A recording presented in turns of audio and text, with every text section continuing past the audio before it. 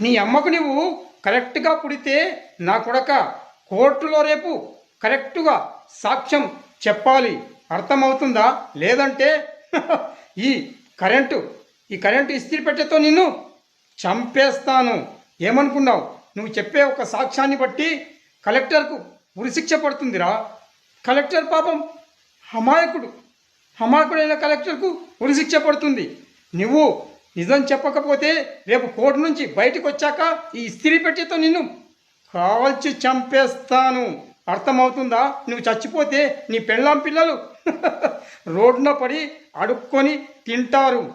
జాగ్రత్తగా గుర్తుంచుకొని నేను చెప్పినట్టు రేపు నువ్వు కోర్టులో మంచి నిజమైన సాక్ష్యం చెప్పాలి. లేదంటే నీ చావు నీ కళ్ళ ముందే ఉంటుంది. నా కొడక, ఏమనుకున్నావు?